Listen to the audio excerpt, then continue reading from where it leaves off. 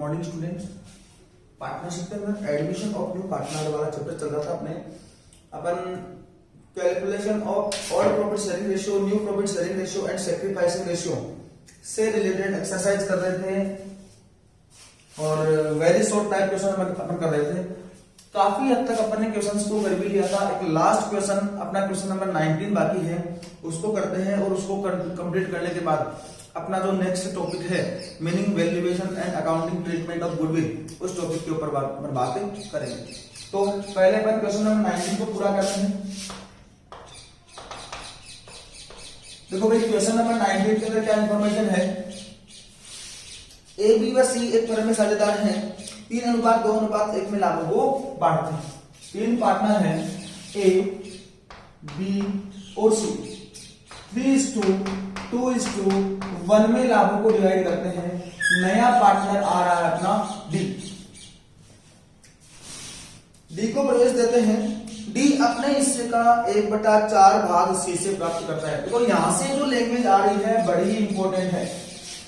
B partner अपनी firm में आया है, डी अपने हिस्से का 1/4 भाग किससे प्राप्त कर रहा है, सी से। डी अपने हिस्से का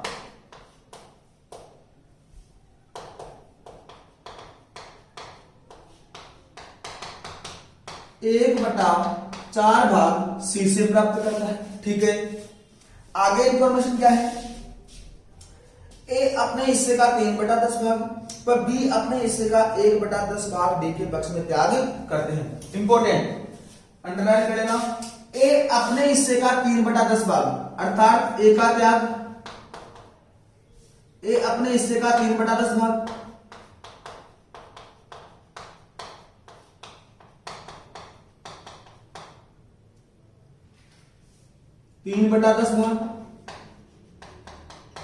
और बी अपने हिस्से का 1/10 भाग डी के लिए त्याग करते हैं। आगे अपने से पूछा क्या गया है, नया लाभ हानि विभाजन अनुपात और त्याग अनुपात की गणना कीजिए। एनपीएसआर एंड एसआर अपने से कैलकुलेट करवाया गया है। देखो प्रश्न में इंफॉर्मेशन क्या है, 3 पार्टनर हैं ए, बी और सी। इनका प्रॉफिट शेयरिंग रेशियो अपने को दिया हुआ है 3:2:1। नया पार्टनर आ रहा है अपने पास डी। कितने हिस्से के लिए आ रहा है ऐसी कोई सूचना अपने पास नहीं है, लेकिन आगे अपने को दिया हुआ है कि डी का जितना भी हिस्सा है इसका 1/4 भाग किसको मिल रहा है, डी अपने हिस्से का 1/4 भाग किससे प्राप्त कर रहा है, सी से प्राप्त कर रहा है।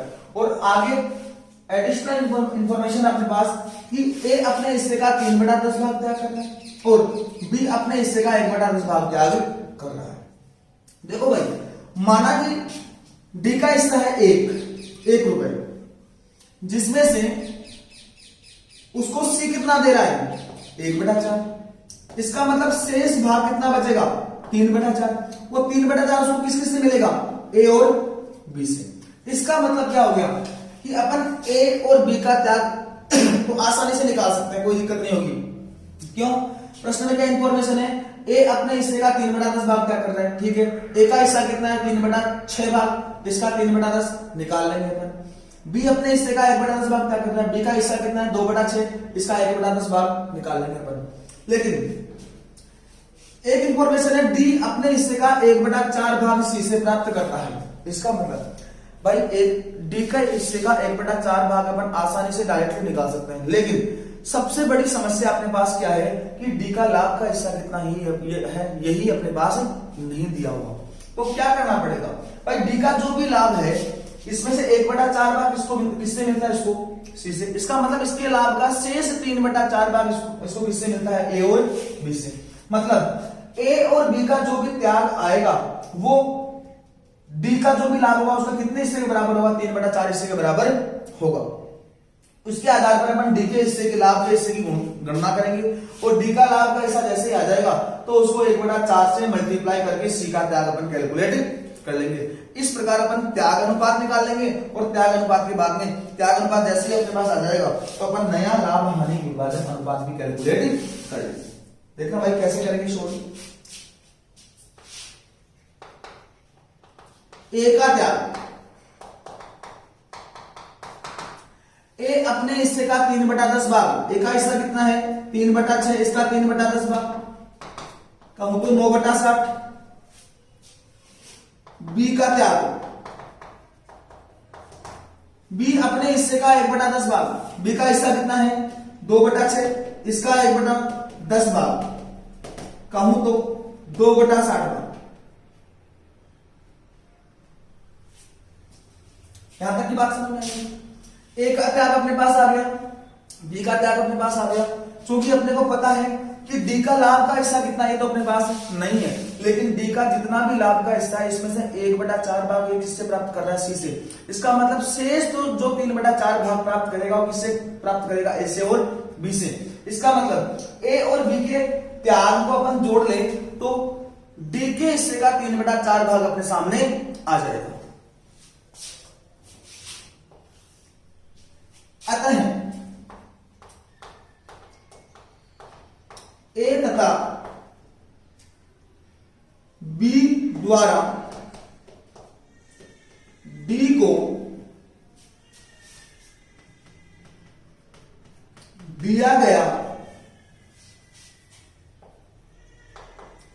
कुल हिस्सा बराबर 9/60 प्लस 2/60, कहूं तो लघुत्तम कितने आ जाएंगे 60, 9 प्लस 2 बराबर 11/60।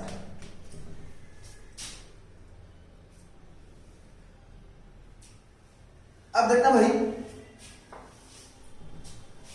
11/60 जो हिस्सा है वो क्या है, डी के लाभ के हिस्से का कितना भाग है 3/4 भाग है। इसके आधार पर अपने को क्या करना पड़ेगा, डी का संपूर्ण लाभ कितना होगा वो अपने को कैलकुलेट करना पड़ेगा, और डी का जो भी संपूर्ण लाभ आएगा उसको अपन 1/4 से मल्टीप्लाई कर देंगे, सी का त्याग भी आ जाएगा। हाँ जी, चूंकि माना कि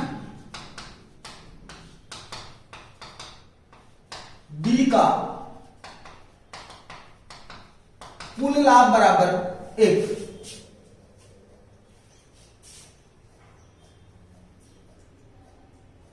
सी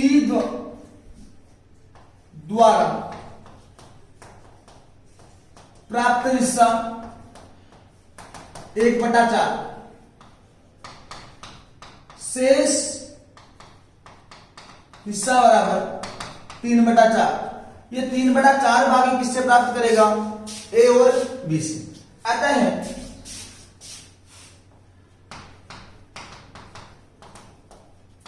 ए तथा बी से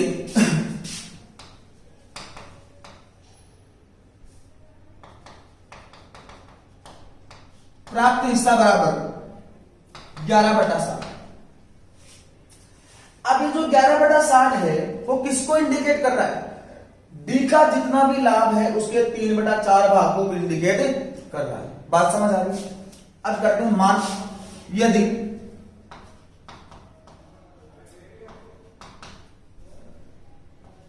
डी के हिस्से का 3/4 भाग बराबर 11/60, इसलिए डी का कुल हिस्सा बराबर 11/60 बटा 3/4, ये संख्या इसके भाग में चली जाएगी।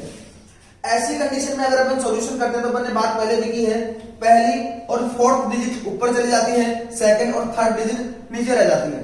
तो डी का कुल हिस्सा कितना आ जाएगा 11/60 गुणा 4/3, ये डी का कुल हिस्सा आ गया। इसलिए सी का त्याग बराबर, भाई डी के कुल हिस्से का कितना भाग क्या कर रहा है वो 1/4 भाग, सी का त्याग बराबर 11/60 गुणा 4/3 गुणा 1/4। ये तो किसको इंडिकेट कर रहा है, डी के लाभ के हिस्से को इंडिकेट कर रहा है, और इसका 1/4 भाग कौन त्याग कर रहा है, सी त्याग कर रहा है। ठीक है, डी के हिस्से को अपन ने 1/4 भाग से गुणा कर दिया, 4 से 4 कैंसिल, कितना आ गया 11/180, अर्थात सी का त्याग कितना आ गया 11/180। अब अगर अपन डी का लाभ का हिस्सा कैलकुलेट करना चाहें तो कर सकते हैं। डी का लाभ बराबर, इसलिए डी का लाभ बराबर, देखो भाई डी का लाभ कैसे कैसे कैलकुलेट होगा, ए का त्याग प्लस बी का त्याग प्लस सी का त्याग, तीनों के त्याग को जोड़ दो, किसका हिस्सा आ जाएगा, डी का लाभ का हिस्सा आ जाएगा। ए ने त्याग कितना किया है 9/60, बी ने त्याग कितना किया है 2/60 और सी ने त्याग कितना किया है 11/180। एलसीएम कितने आ जाएंगे 180, 3 बार भाग जाएगा 3 गुणा 9 27 प्लस 3 बार भाग जाएगा 3 गुणा 2 6 प्लस 11 27 और 33, 33 और 11 44, 44/180। बात समझ आ रही है क्या, ये डी का लाभ का हिस्सा आ गया। अब बात करते हैं अपन त्याग अनुपात की, तो त्याग अनुपात निकाल सकते हैं। ए ने कितना त्याग किया अपने पास है, बी ने कितना त्याग किया अपने पास है, सी ने कितना त्याग किया अपने पास है।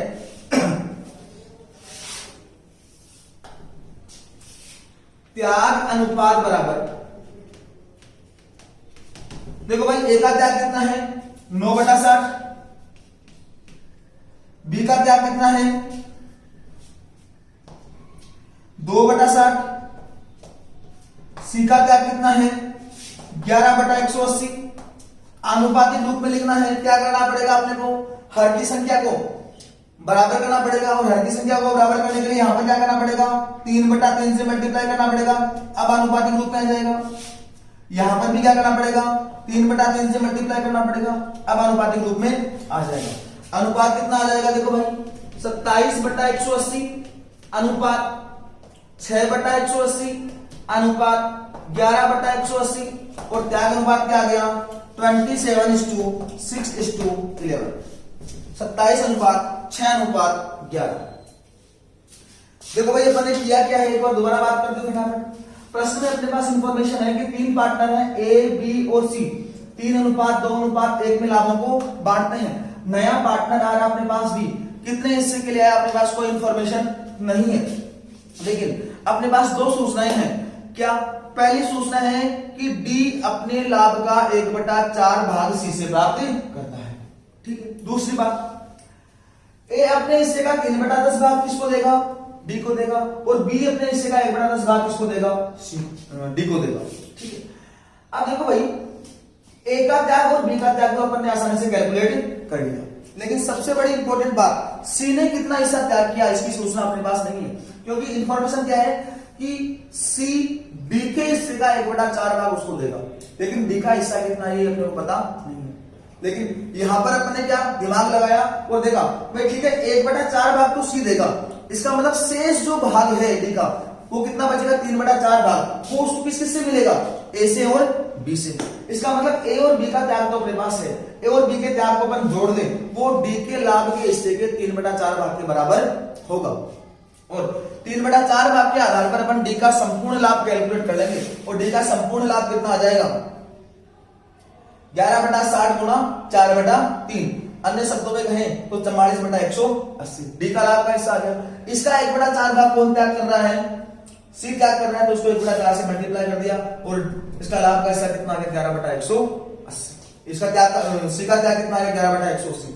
ए का त्याग अपने पास है, बी का त्याग अपने पास है, सी का त्याग अपने पास है, अपन ने क्या कैलकुलेट कर दिया, त्याग अनुपात अपन ने निकाल दिया। देखो भाई त्याग अपने पास है, पुराना लाभ हानि विभाजन अनुपात अपने पास है, क्या कैलकुलेट कर सकते हैं अपन, नया लाभ हानि विभाजन अनुपात कैलकुलेट कर सकते हैं। और एनपीएसआर निकालने का अपना फॉर्मूला क्या होता है, old profit sharing ratio minus sacrifice.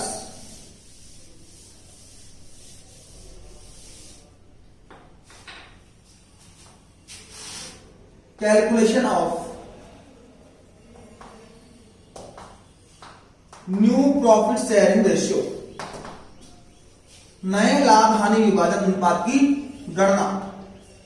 एनपीएसआर के बारे में बात करें तो एनपीएसआर निकालने का अपना फॉर्मूला होता है ओपीएसआर माइनस सैक्रिफाइस। देखो भाई ए का एनपीएसआर, ए का ओल्ड प्रॉफिट शेयरिंग रेशियो कितना है 3/6, त्याग कितना किया इसने 9/60, लघुत्तम ले लो कितना आ जाएगा 7, 60 का भाग कितनी बार जाएगा, 60 में 6 का भाग कितनी बार जाएगा, 10 बार, 10 गुना 3 30 माइनस 9 कहूं तो 21/60।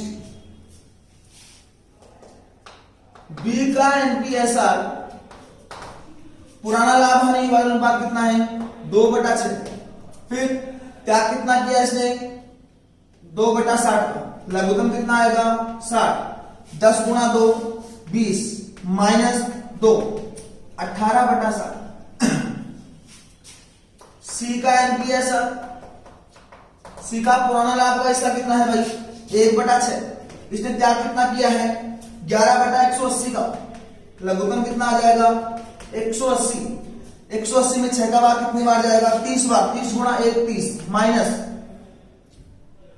11 कहूं तो 19/180। अब बात करते हैं डी के बारे में। डी का लाभ अपन ने निकाल रखा कितना निकाला था 44/180। अब देखो भाई हर की संख्या अपने को बराबर करनी पड़ेगी, अनुपात निकालना है तो हर की संख्या बराबर करनी पड़ेगी, और हर की संख्या बराबर करने के लिए ए के और बी के हिस्से को 3/3 से मल्टीप्लाई करना पड़ेगा। तो क्या क्या डिजिट आया अपने पास 21/60, 18/60, 19/180 और 44/180। 19/180 और 44/180। हर की संख्या बराबर करनी है, हर की संख्या बराबर करने के लिए क्या करना पड़ेगा, यहां पर 3/3 से मल्टीप्लाई करना पड़ेगा और यहां पर भी 3/3 से मल्टीप्लाई करना पड़ेगा। करते हैं, ऐसा करते ही इसको अपन आनुपातिक रूप में प्रेजेंट कर सकते हैं। देखो भाई 21 गुणा 3 63/180 अनुपात 18 गुणा 3 54/180 अनुपात 19/180 अनुपात 44/180। और इनका नया लाभ हानि वाला अनुपात क्या गया 63:54:19:44। 63 अनुपात 54 अनुपात 19 अनुपात 44। आई थिंक समझ में आया होगा। अगर फिर भी समझ में नहीं आया तो आप मेरे से पूछ सकते हैं, कोई दिक्कत वाली बात नहीं है। इसी के साथ अपना इस टॉपिक से संबंधित अपने क्वेश्चंस जो थे वो सारे कर लिए। अब अपन चल रहे हैं नेक्स्ट टॉपिक के ऊपर, meaning valuation and accounting treatment of goodwill, ख्याति का अर्थ, मूल्यांकन एवं लेखांकन उपचार। तो अपना नेक्स्ट टॉपिक है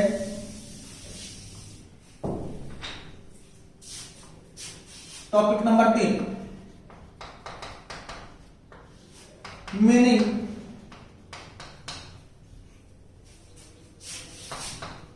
valuation and accounting treatment of goodwill.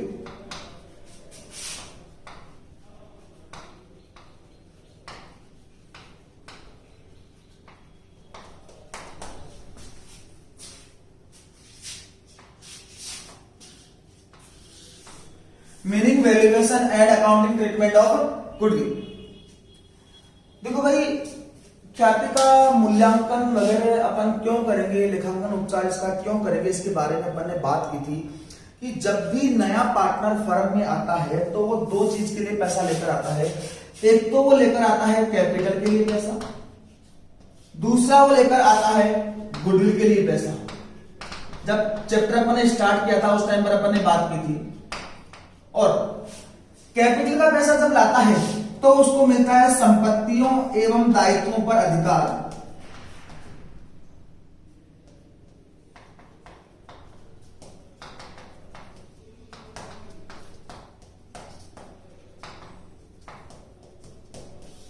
और अगर वो गुडविल के लिए पैसा लेकर आता है तो उसको मिलता है लाभों में हिस्सा। देखो भाई नया पार्टनर अपना लाभों में हिस्सा किससे प्राप्त करेगा, पुराने पार्टनर से।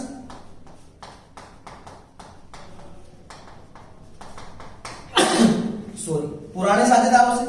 अर्थात मैं कहूं कि जैसे ही नया पार्टनर आएगा तो पुराने पार्टनर्स के लाभ के हिस्से में क्या आएगी, कमी आएगी। क्यों? क्योंकि वो अपने लाभ का कुछ हिस्सा नए पार्टनर के पक्ष में त्याग कर देंगे। लेकिन क्या पुराने पार्टनर पागल हैं जो अपने लाभ का हिस्सा फ्री में उसको देंगे? नहीं, ऐसा नहीं होता।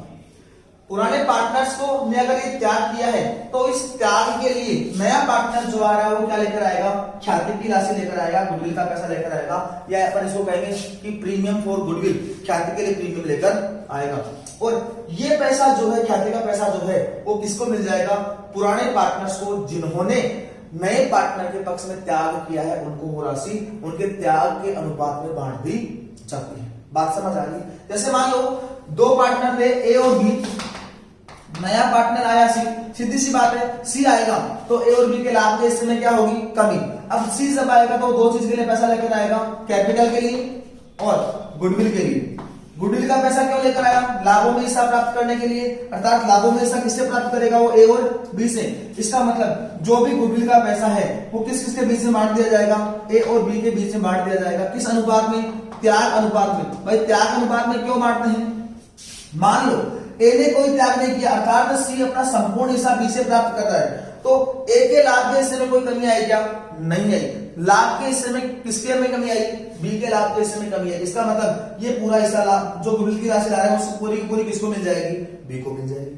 अगर ए और बी से दोनों से प्राप्त करता है तो ये गुडविल का पैसा ए और बी को दोनों को मिल जाएगा। बात समझ आ रही है? तो ख्याति के लिए सबसे पहली बात, पार्टनर पैसा क्यों लेकर आता है? कि ताकि उसको लाभों में हिस्सा प्राप्त हो सके। दूसरी बात है, ख्याति की राशि जो है किसके बीच में बढ़ती है? पुराने साझेदारों के बीच में बढ़ती है। किस अनुपात में बढ़ती है? उनके त्याग के अनुपात में बढ़ती है।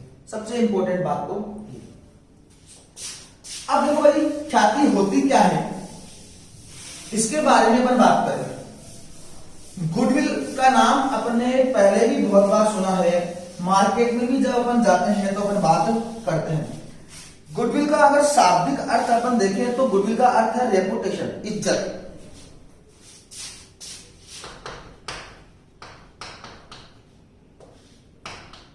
गुडविल का शाब्दिक अर्थ है रेपुटेशन या इज्जत। अब व्यवसाय के बारे में अगर अपन बात करें तो जो व्यवसाय काफी टाइम से काम कर रहा है उस व्यवसाय की इज्जत अच्छी होगी। इज्जत अच्छी होगी इसका मतलब उसके पास कस्टमर्स ज्यादा होंगे, कस्टमर्स ज्यादा आएंगे इसका मतलब उसका माल ज्यादा बिकेगा, माल ज्यादा बिकेगा इसका मतलब उसको प्रॉफिट ज्यादा होगा। बात समझ आ रही है? तो ये जो प्रॉफिट ज्यादा होना, माल ज्यादा बिकना, ये किसकी वजह से है? केवल और केवल रेपुटेशन की वजह से है। इसका मतलब देखो भाई, असेट्स के बारे में, संपत्तियों के बारे में अपन ने 11th क्लास के अंदर बात की थी कि संपत्तियां क्या होती है। संपत्तियां वे हैं जिनके ऊपर व्यवसाय का स्वामित्व होता है, जो व्यवसाय को चलाने और लाभ कमाने में सहायक होती है। अब गुडविल के बारे में अगर अपन बात करें तो क्या गुडविल बिजनेस की एसेट्स है क्या? बिल्कुल संपत्ति है। क्यों? क्योंकि जैसे जैसे अपन काम करेंगे तो व्यवसाय की इज्जत, रेपुटेशन बनेगी, और रेपुटेशन बनेगी तो कस्टमर्स की संख्या बढ़ेगी, और कस्टमर्स की संख्या बढ़ेगी तो बिजनेस आसानी से चलेगा, माल ज्यादा मिलेगा, प्रॉफिट ज्यादा होगा। और संपत्तियों का भी तो कुछ नेचर ऐसा ही होता है जो व्यवसाय को चलाने और लाभ कमाने में सहायक होती है। गुडविल भी व्यवसाय को चलाने और लाभ कमाने में सहायता पूर्णतः डायरेक्टली इफेक्ट करती है। अब देखो, अगर इसके अर्थ को अगर अपन देखें तो क्या कहता है? ख्याति एक अदृश्य संपत्ति है,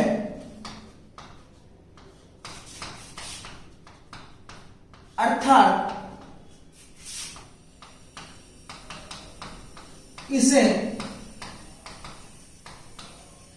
देखा या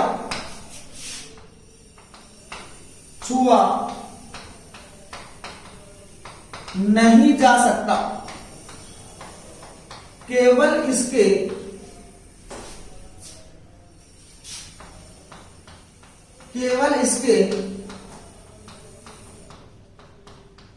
परिणामों को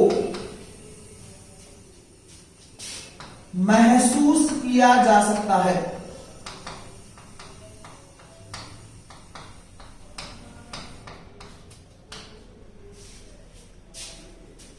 यह वह आकर्षण शक्ति है जो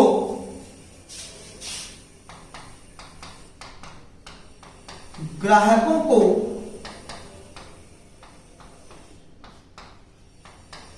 अपनी ओर या ऐसे कहें जो ग्राहकों को प्रतिष्ठान की ओर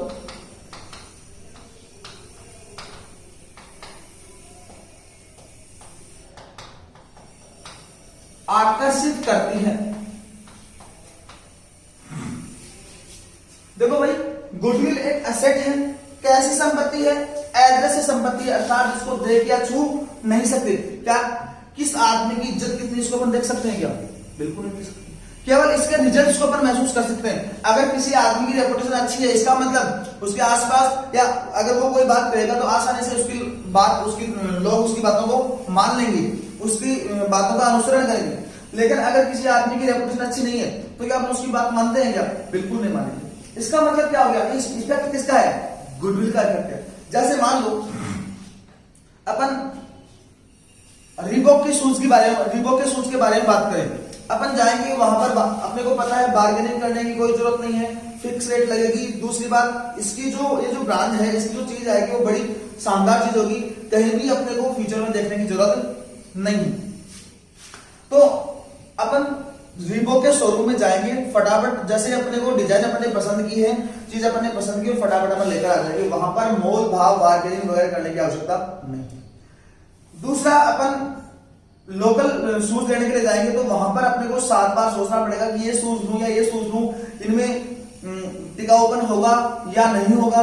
मैं ये लेकर तो जा रहा हूं कि ऐसा नहीं हो कि 2 दिन बाद ही ये खराब हो जाए, वगैरह वगैरह ऐसी चीजें अपने सामने आती है। लेकिन अगर ये शूज अपन पूमा के लेने जाए, रीबॉक के लेने जाए, तो वहां पर ऐसी नाइकी के लेने जाए तो यहाँ पर ऐसी चीजें अपने को सोचने को नहीं मिलेगी। क्यों?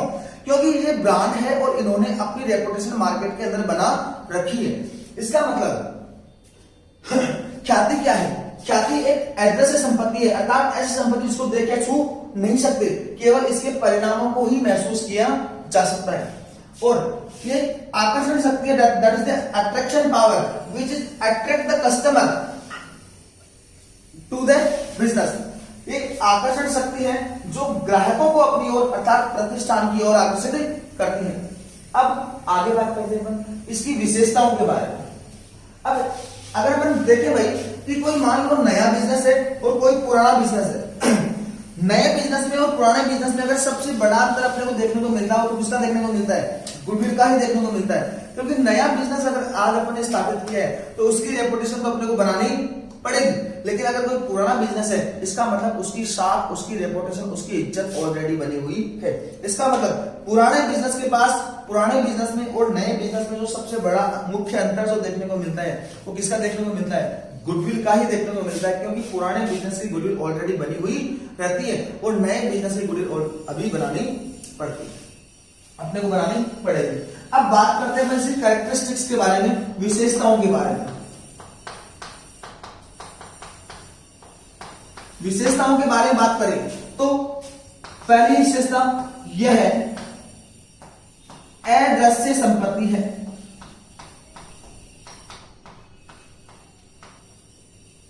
दूसरी बात यह है आकर्षण शक्ति है। देखो, अगर किसी चीज का अर्थ अपने को पता है तो अर्थ के आधार पर अपन आसानी से विशेषताएं निकाल सकते हैं। यह आकर्षण शक्ति है जो ग्राहकों को अपनी ओर आकर्षित करती है।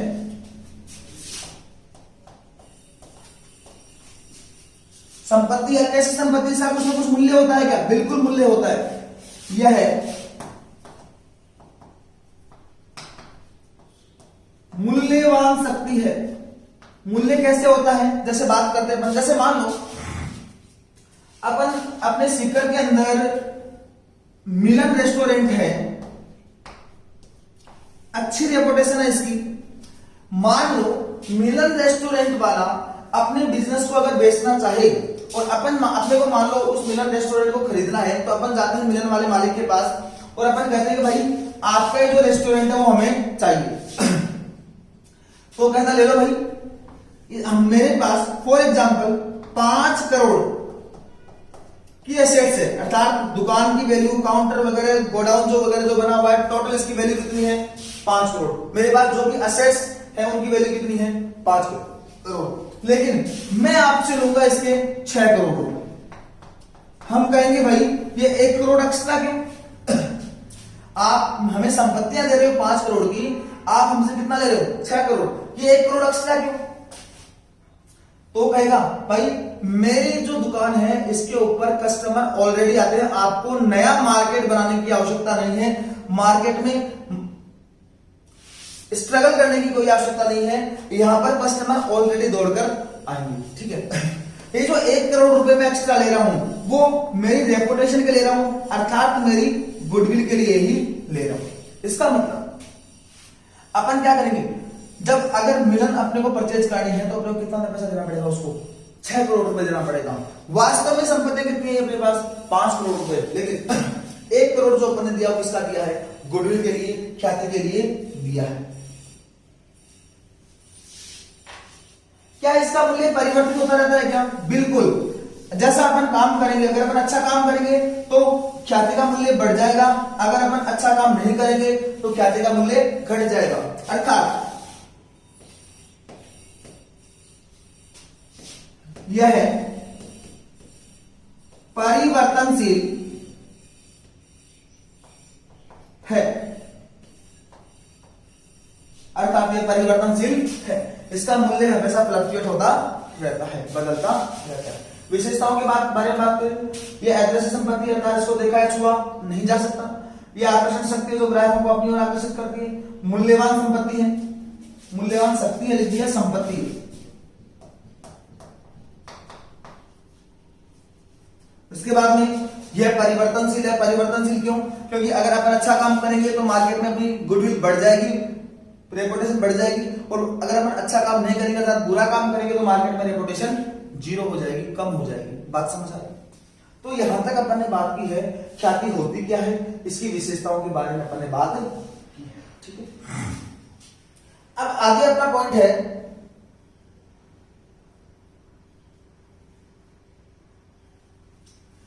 Types of goodwill. ख्याति कितने प्रकार की होती है? थर्ड पॉइंट, ख्याति के प्रकार।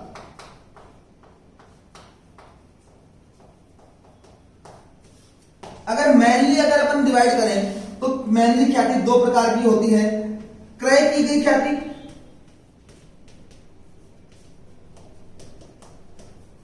और व्यवसाय द्वारा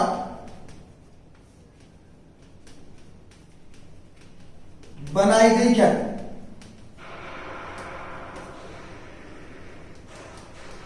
एक ख्याति तो ऐसी जब अपन परचेज करते हैं कि गुडविल को अपन ने परचेज किया, जैसे मान लो अपन ने अभी मिलन वाला एग्जांपल लिया था, यहां पर अपन मिलन को परचेज करने में कितना पैसा दे रहे हैं 6 करोड़ रुपए, 5 करोड़ की अपने पास असेट है, 1 करोड़ जो अपन ने दिया वो किसके लिए दिया है, गुडविल के लिए दिया है, मतलब यहां पर क्रय की गई ख्याति होगी कितनी 1 करोड़। एक होती है व्यवसाय द्वारा बनाई गई ख्याति, जैसे मान लो अपन ने नया बिजनेस स्टार्ट किया, नया बिजनेस स्टार्ट किया मतलब जब स्टार्ट किया था उस टाइम पर उसकी रेपुटेशन क्या थी 0, उसकी गुडविल क्या थी 0, लेकिन जैसे जैसे अपन मार्केट में काम करेंगे अपने बिजनेस की गुडविल बढ़ती चली जाएगी, बनती चली जाएगी।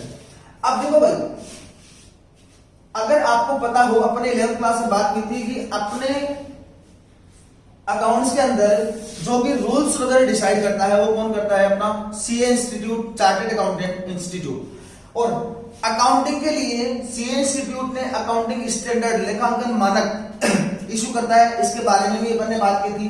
और अकाउंटिंग स्टैंडर्ड्स के बारे में बात करें तो अपना जो अकाउंटिंग स्टैंडर्ड 26 जिसको परिवर्तित करके कर दिया गया 38, ये खड़ा है अदृश्य संपत्तियों के लिए लेखांकन। Accounting for intangible assets, accounting standard 26 बोल दो पुराने लेखांकन मानक के अकॉर्डिंग, और नए लेखांकन मानक के अकॉर्डिंग अकाउंटिंग स्टैंडर्ड 38 अदृश्य संपत्तियों के लिए लेखांकन। अब अपना जो सीए इंस्टीट्यूट अर्थात अपने जो अकाउंटिंग स्टैंडर्ड्स है वो कहते हैं कि ख्याति 2 प्रकार की होती है अपने पास, एक तो क्रय की गई ख्याति और दूसरी व्यवसाय के द्वारा बनाई गई ख्याति। अगर अपन को अपने को ख्याति को पुस्तकों में दिखाना है, अर्थात ख्याति को पुस्तकों में तभी दिखाया जा सकता है जब उसको क्रय के लिए अपन ने कुछ प्रतिफल चुकाया है, अर्थात केवल और केवल क्रय की गई ख्याति को ही पुस्तकों में दिखाया जा सकता है। अगर व्यवसाय ने खुद ने जनरेट की है तो उस ख्याति को अपन बैलेंस शीट में अर्थात पुस्तकों में नहीं दिखा सकते। इसका मतलब अगर अपन कोई भी बैलेंस शीट देखें और उस बैलेंस शीट में अगर गुडविल दी हुई है, इसका मतलब क्या हो जाएगा कि ये जो गुडविल है वो कैसी गुडविल है, परचेज की गई गुडविल है, अर्थात ये गुडविल, इस गुडविल के लिए अपन ने किसी पार्टी को कुछ न कुछ प्रतिफल, कुछ न कुछ पैसा दिया है। और अगर गुडविल बैलेंस शीट में नहीं है, इसका मतलब अपन ने गुडविल परचेज नहीं की। अकाउंटिंग स्टैंडर्ड 26 और 38 क्या कहता है, ख्याति कितने प्रकार की होती है, 2 प्रकार की, क्रय की गई ख्याति और व्यवसाय द्वारा बनाई गई ख्याति। तो अकाउंटिंग स्टैंडर्ड 26 और 38, 26 बोल दो या 38 बोल दो, बातें की है, क्या कहता है कि केवल और केवल उसी ख्याति को अपन बैलेंस शीट में या पुस्तकों में दिखा सकते हैं जिसके लिए अपन ने कुछ न कुछ प्रतिफल दिया है, अर्थात अपन ने उसको क्रय किया है, तो ही अपन पुस्तकों में दिखा सकते हैं। और व्यवसाय के द्वारा बनाई गई ख्याति को अपन पुस्तकों में अपन दिखा नहीं सकते। तो यहां तक की बात करें अपन, ख्याति होती क्या है, ख्याति एक अदृश्य संपत्ति है, अर्थात इसके प्रभाव को महसूस किया जा सकता है, इसको देखा या छुआ नहीं जा सकता। यह वह आकर्षण शक्ति है जो ग्राहकों को अपनी ओर आकर्षित करती है। इसकी विशेषताओं के बारे में बात करें तो यह एक अदृश्य संपत्ति है, यह एक आकर्षण शक्ति है जो ग्राहकों को अपनी ओर आकर्षित करती है, मूल्यवान संपत्ति है और यह परिवर्तनशील है, इसका मूल्य परिवर्तित होता रहता है। ख्याति के प्रकार मुख्य रूप से 2 प्रकार की होती है, क्रय की गई ख्याति और व्यवसाय द्वारा बनाई गई ख्याति। क्रय की गई ख्याति को ही पुस्तकों में दिखाया जा सकता है, इसके अकॉर्डिंग अकाउंटिंग स्टैंडर्ड 26 या 38 के अनुसार व्यवसाय द्वारा बनाई गई ख्याति को पुस्तकों में अपन श्योर नहीं कर सकते। आज की क्लास में अपन इतनी ही बात करेंगे। नेक्स्ट क्लास में वैल्यूएशन ऑफ अकाउंटिंग, ख्याति के मूल्यांकन के बारे में अपन बात करेंगे। Thank you.